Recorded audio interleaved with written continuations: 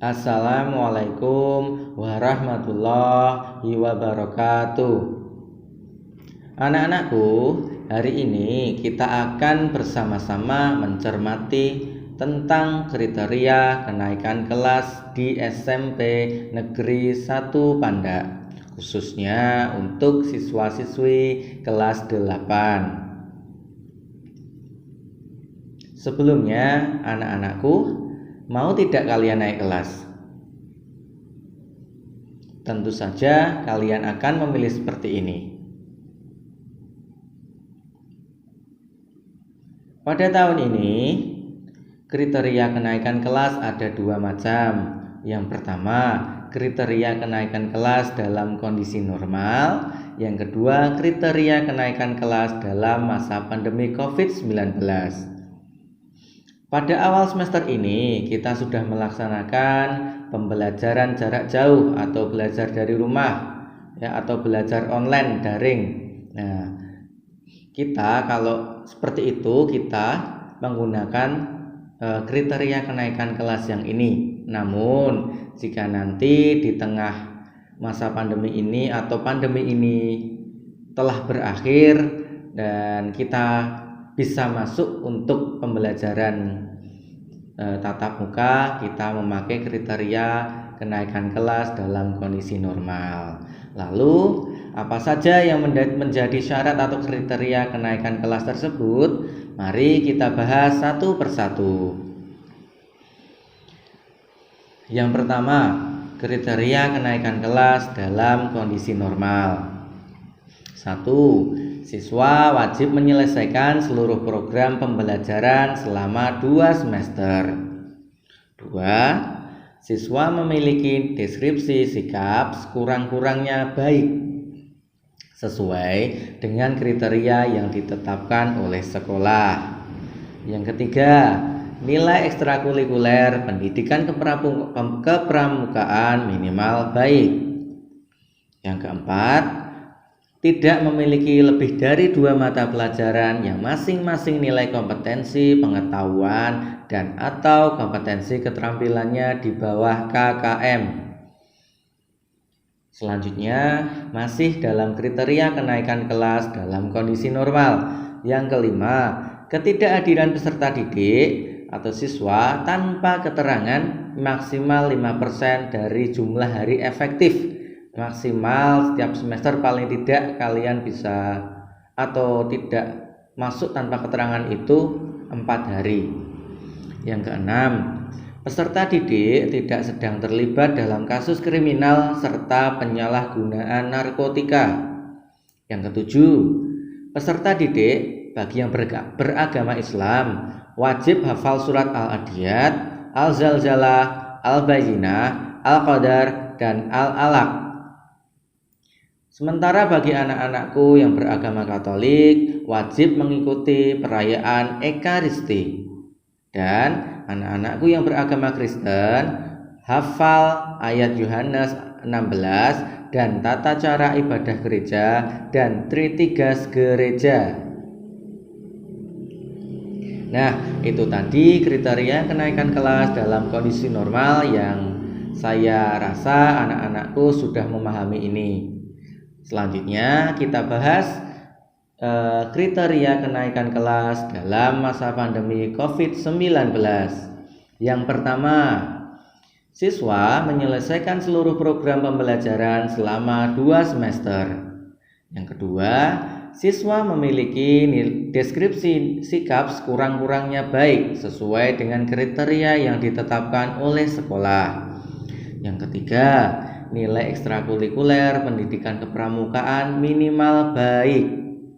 Yang keempat, tidak memiliki lebih dari 2 mata pelajaran yang masing-masing nilai kompetensi pengetahuan dan atau kompetensi keterampilannya di bawah KKM.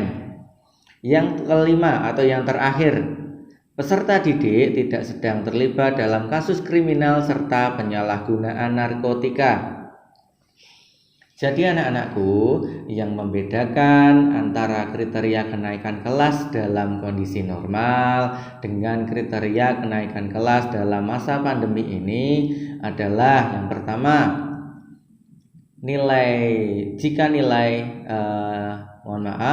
jika kehadiran siswa dihitung ketika kondisi normal, maka dalam pandemi ini presensi siswa tidak dihitung, dan syarat-syarat lain dalam keagamaan dalam masa pandemi ini tidak dihitung. Namun anak-anakku tetap wajib menyelesaikan seluruh program pembelajaran selama 2 semester, dan juga anak-anakku wajib memiliki nilai sikap yang baik. Nanti di sini Bapak Ibu guru termasuk guru BK juga nanti akan memberikan nilai kepada kalian. Yang ketiga, nilai ekstrakurikuler pramukaan juga harus baik. Loh, bagaimana caranya Pak? Nilai ekstrakurikuler pramuka ini menjadi baik, padahal kita tidak diperkenankan untuk ke sekolah melaksanakan ekstra pramuka. Nanti kebijakan dari metode penilaian ini akan diinformasikan lebih lanjut oleh pihak sekolah. Yang keempat, anak-anakku juga tidak boleh memiliki lebih dari 2 mata pelajaran yang nilainya itu di bawah KKM. Jadi ketika ada tugas dari Bapak Ibu guru yang itu nantinya menjadi syarat atau menjadi salah satu yang mempertimbangkan untuk nilai rapot, silahkan dikerjakan tanpa menunda-nunda, dikerjakan dengan baik. Kalau tidak tahu atau tidak bisa, cari tahu.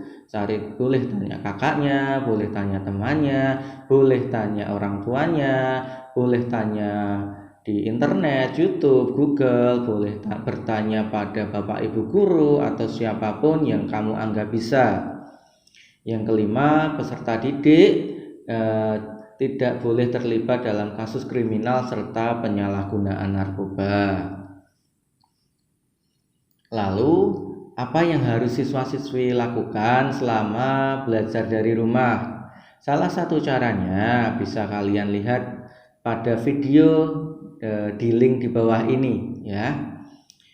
Dalam link ini, Ibu Kepala Sekolah telah menjelaskan apa saja yang menjadi tugas sekolah, tugas Bapak Ibu guru, tugas orang tua, dan tugas anak-anakku atau tugas siswa selama menjalani masa pembelajaran jarak jauh.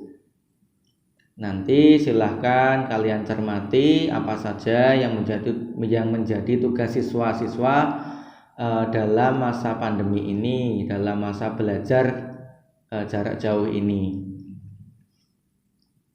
Setelah itu silahkan nanti anak-anakku untuk menjawab refleksi dari pertanyaan di bawah ini. Yang pertama, apa yang kamu pahami tentang kriteria kenaikan kelas di SMP Negeri 1 Panda? Yang kedua, apa yang telah kamu siapkan untuk menghadapi pembelajaran jarak jauh selama masa pandemi COVID-19? Yang ketiga, apakah ada hambatan yang kamu alami dalam pelaksanaan pembelajaran jarak jauh? Lalu bagaimana caramu mengatasinya?